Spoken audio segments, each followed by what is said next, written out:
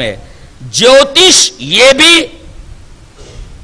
जिप्त के दायरे में आ गया, फाल निकालना ये भी जिप्त के दायरे में आ गया, किसी बाबा के पास जाकर के मुस्तकबिल के हवाल मालूम कर लेना ये भी जिप्त के दायरे में आता है। तावीज, गंडे, ये सारी की सारी चीजें जिप्त के दायरे में आ गई। और जानते हैं जब कोई कौम अखलाकी मैदान में दीवालिया हो जाती है तो ये सब काम करती है। कितनी औरतें अपनी इज्जत गंवा बैठी हैं बाबाओं के पास जाकर के, कितने लोग हैं जो फुटपाथ पे आ गए हैं बाबाओं के रकमों के मुतालबा करने की वजह से, घर बर्बाद हो गए। बताया गया कि ये यहूदियों का तरीका है, ये इस पर ईमान वालों को ईमान नहीं लाना चाहिए, ईमान लाने वालों को इसके करीब भी नहीं जाना चाहिए। ये यहूदियों का तरीका है जो जिप्त के ऊपर ईमान लाते हैं, और जिप्त के दायरे में ये सारी चीजें आ गई।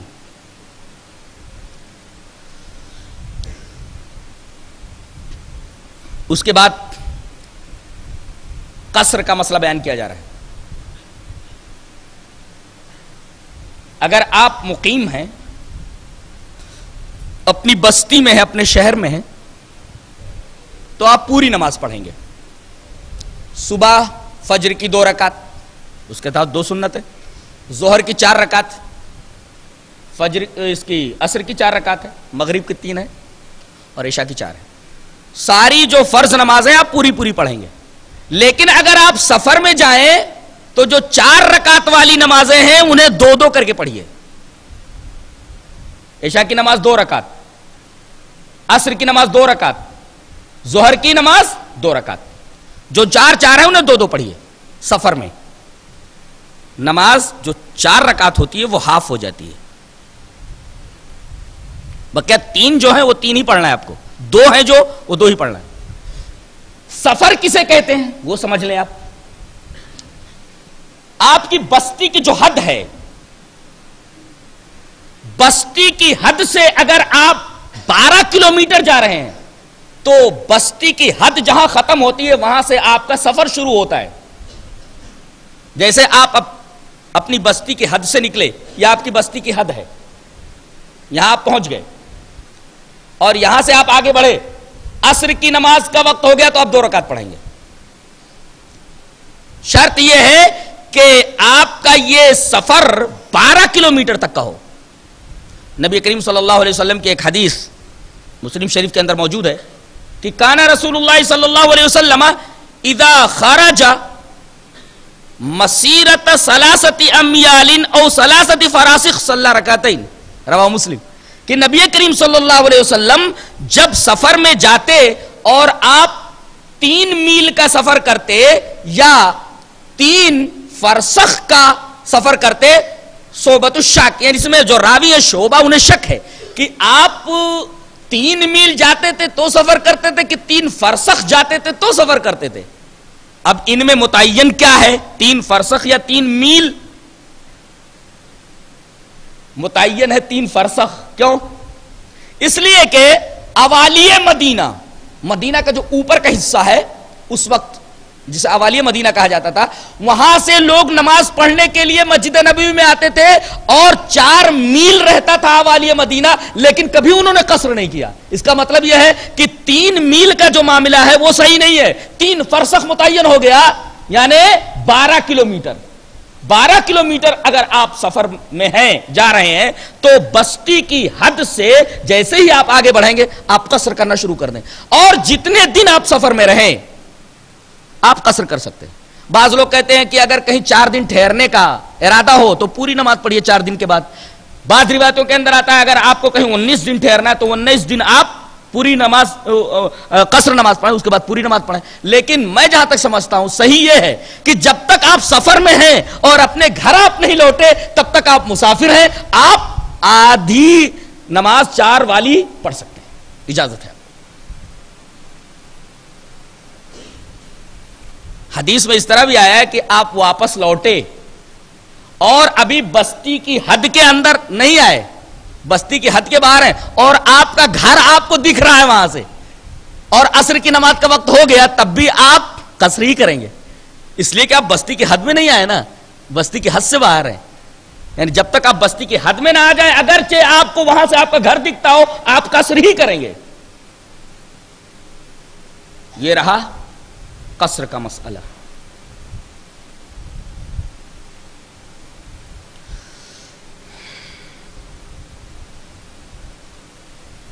اس کے بعد ایک بہت اہم بات بتائی جا رہی ہے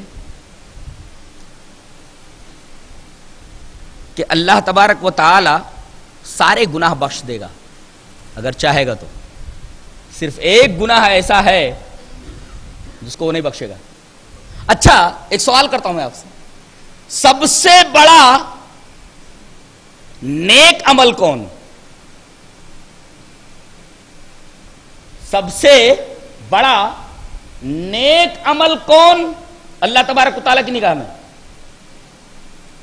توحید. توحید. اللہ تبارک و تعالیٰ کو توحید بہت محبوب ہے. اس کے مقابلے میں شرک ہے. اسے شرک کرنے والے کے بارے میں فرمایا گیا کہ اس کو تو میں کسی قیمت پر نہیں بخشوں گا. شرک کے اوپر کوئی کمپرومائز نہیں ہے.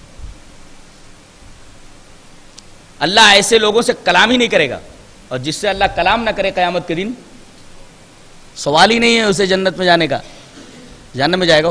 اللہ نے فرمایا ان اللہ لا یغفر ان یشرک بہ ویغفر ما دون ذلک لمن یشاء. بے شک اللہ مشرک کو نہیں بخشے گا، اس کے علاوہ جس بھی گنہگار کو چاہے بخش دے. شرک کی 4 قسمیں ہیں: شرک فی العلم، شرک فی التصرف، اور شرک فی العبادہ، اور ایک شرک فی العادہ. یہ 4 قسم کی شرک ہے. شرک فی التصرف کا مطلب کیا ہے؟ کہ اللہ کے علاوہ اور کوئی ہے جو بگڑی بنا سکتا ہے. جیسے بعض مسلمانوں کا یہ عقیدہ ہے کہ باباؤں کے پاس بھی، یہ جو قبروں میں ہیں ان کے پاس بھی پاور ہے، یا فلاں ولی کو، فلاں پیر کو یہ پاور ہے کہ وہ بنا سکے، بگاڑ سکے، نفع دے سکے، نقصان پہنچا سکے. اگر اس طریقے کا عقیدہ ہے تو وہ شرک فی التصرف میں مبتلا ہے. اور ایک ہے شرک فی العلم. شرک فی العلم کا مطلب کیا ہے؟ جیسے اللہ تبارک و تعالیٰ کو غیب کا علم ہے، ایسے بابا کو بھی غیب کا علم ہے. وہ بھی بتا دیتے ہیں کیا کھا کر آیا ہے، تیرے گھر میں کیا ہے، تیرے مکان میں کہاں خزانہ گڑا ہوا ہے، وغیرہ وغیرہ. یہ شرک فی العلم ہے. یعنی یہ عقیدہ رکھنا کہ اللہ کے علاوہ کوئی اور بھی غیب کا علم رکھتا ہے تو یہ شرک فی العلم ہے. کوئی بنا سکتا ہے، بگاڑ سکتا ہے، نفع یا نقصان پہنچا سکتا ہے، وہ تو شرک فی تصرف ہے. اور اللہ کے علاوہ کوئی غیب کا علم جانتا ہے وہ شرک فی العلم کا مرتکب ہے. اور ایک شرک فی العبادہ. جتنی بھی مراسم عبودیت اللہ کے لیے خاص ہیں، اللہ کے لیے یا اللہ کے گھر کے لیے خاص ہیں، وہ اللہ کے گھر کے علاوہ یا اللہ کے علاوہ کسی کے لیے کرے تو وہ شرک فی العبادت ہے. مثلا سجدہ اللہ کے لیے خاص، کسی اور کے لیے اگر کرتا ہے تو شرک کرتا ہے. رکوع اللہ کے لیے، کسی اور کے لیے کرتا ہے تو شرک کرتا ہے. قیام اللہ کے لیے خاص، کسی اور کے لیے کرتا ہے تو شرک کرتا ہے. اللہ کے گھر کا صرف طواف ہونا چاہیے، اگر کسی قبر کا طواف کرتا ہے تو شرک کرتا ہے وہ، اس لیے کہ یہ طواف اللہ تبارک و تعالیٰ کے گھر کے لیے خاص ہے. ایسے ہی ایک ہی پتھر ہے جس کو ہم چوم سکتے ہیں محبت سے، ایک ہی پتھر ہے جس کو پیار سے ہم ہاتھ لگا سکتے ہیں. وہ پتھر کون سا ہے؟ حجر اسود ہے. اور کسی پتھر کو آدمی چومنے لگے تو حرام ہے، وہ شرک ہے. اسی طریقے سے ایک گھر ہے جس کو غسل دیا جاتا ہے محبت سے. کون سا گھر ہے وہ؟ کعبہ. اب اگر کوئی کہے کہ قبر کو دھل کر کے اس کا جو غسالہ ہے، پانی ہے، وہ بھی تبرک کے طور پر استعمال کیا جا سکتا ہے، شرک کا مرتکب ہے وہ. اس لیے کہ نہلانا کسی گھر کو اللہ کے گھر کے علاوہ جائز نہیں ہے. طواف اللہ کے گھر کے علاوہ کسی اور جگہ کا جائز نہیں ہے. بوسہ دینا حجر اسود کے علاوہ کسی پتھر کو جائز نہیں ہے. محبت سے کسی اور پتھر کو چھونا حجر اسود کے علاوہ جائز نہیں. آپ ایک سوال یہاں کر سکتے ہیں کہ آخر وہ پتھر کائے کو وہاں رکھا ہوا ہے کہ لوگ اعتراض کریں؟ کہ مسلمان بھی پتھر پوجتا ہے، کائے کو رکھا ہوا ہے وہ؟ سوال کر سکتے ہیں آپ نا، اس کا جواب بڑا پیارا دے رہا ہوں تو لے کر کے جاؤ. دیکھو ہر زمانے میں عہد و پیمان کے کچھ طریقے ہوا کرتے تھے. عہد ابراہیمی میں عہد و پیمان کا طریقہ یہ تھا کہ میدان میں ایک پتھر رکھ دیا جاتا تھا. عہد ابراہیمی میں عہد و پیمان کا طریقہ کیا تھا؟ میدان میں ایک پتھر رکھ دیا جاتا تھا اور لوگ آ کر کے اس پتھر کو چھوتے تھے اور الگ ہٹ جاتے تھے. مطلب کیا ہوتا تھا؟ یعنی جو بات زیر غور ہے، جن جن لوگوں نے پتھر کو چھوا ہے سب لوگ اس بات سے متفق ہیں. یہ عہد ابراہیمی میں عہد و پیمان کا اصول تھا. اب حضرت ابراہیم علیہ السلام نے وہ کالا پتھر، بعض لوگ کہتے جنت سے آئے، وہ پتھر اٹھا کر کے وہاں رکھ دیا ہے. اس کا ایک مقصد تو یہ ہے کہ بھئی آپ کو 7 چکر لگانا ہے. کوئی پوائنٹ ہونا چاہیے نا جہاں سے آپ چکر شروع کریں اور جہاں چکر ختم ہو. تو ایک تو وہ بتاتا ہے کہ پوائنٹ یہ ہے، یہیں سے آپ حجر اسود کو بوسہ دے کر کے یا چھو کر کے چکر شروع کریں. 3 چکر ذرا آ کر جس کو رمل بولتے، اور بقیہ کے 7 چکر میڈیم. یہیں سے شروع کریں، یہیں پر آئے 1 چکر ہو گیا، پھر یہاں سے چلے یہاں آئے 2 چکر ہو گیا، یہاں سے چلے پھر یہیں آ گئے 3 چکر. ایسے ہی ایک تو یہ پوائنٹ ہے کہ یہیں سے چکر شروع ہوتا ہے، یہیں آ جاؤ تو 1 چکر پورا ہو گیا. ایک مقصد تو اس کا یہ ہے وہاں رکھنے کا، اس وجہ سے وہاں رکھا ہوا. اور دوسرا مقصد عہد ابراہیمی میں وہ جو طریقہ تھا عہد و پیمان کا، اس کو بھی قائم رکھا گیا، اس لیے کہ اس گھر کو بنانے والا کون؟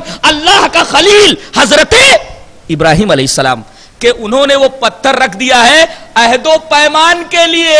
کہ جیسے کوئی عہد و پیمان کیا جانا ہوتا تھا تو پتھر میدان میں رکھ دیا جاتا تھا، جو اس پر ہاتھ رکھتا تھا وہ اس بات سے متفق ہوتا تھا. حضرت ابراہیم نے وہ پتھر وہاں رکھ دیا کہ دنیا کے جن جن لوگوں کو توحید سے محبت ہو وہ آ کر کے ذرا اس پتھر کے اوپر اپنے ہاتھ رکھتے جائیں، تاکہ گواہی بن جائے. عہد و پیمان کا جو اصول میں نے بنایا تھا، عہد و پیمان کا جو طریقہ تھا، وہ یہاں ظاہر ہو جائے کہ جو آدمی اس پتھر کے اوپر ہاتھ لگائے گا وہ یہ بتا رہا ہے، ظاہر کر رہا ہے کہ میں موحد ہوں اور جان دے دوں گا مگر توحید کو نہیں چھوڑوں گا، یہ تجھ سے عہد کر رہا ہوں میں. اس وجہ سے وہ پتھر رکھا ہوا ہے. تو یہ جو 2 بنیادی وجہیں ہیں یہ تو ہمارے سامنے ہی ہے. اس وجہ سے وہ پتھر رکھا ہوا، اس کا رکھا جانا وہاں ضروری ہے.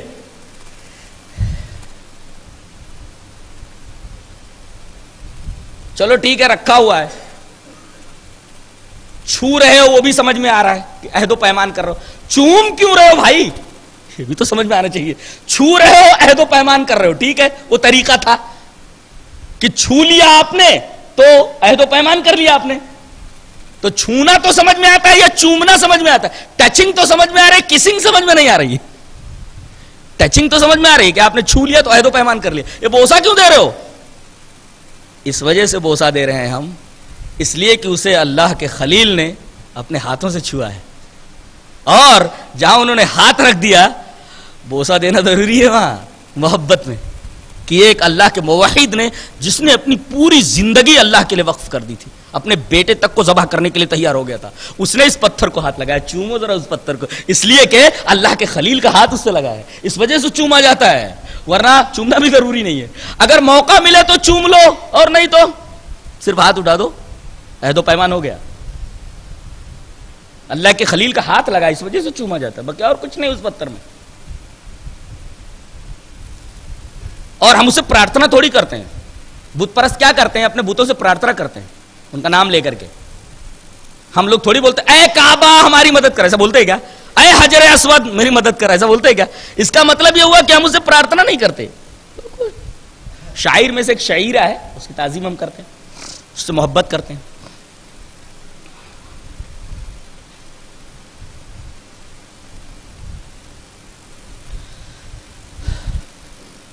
تو ایک ہوا شرک فی التصرف، اللہ کے علاوہ کوئی اور بنا بگاڑ سکتا ہے، اللہ کے علاوہ کسی کو غیب کا علم ہے، شرک فی العلم، شرک فی العبادہ، عبادت کے جتنے مراسم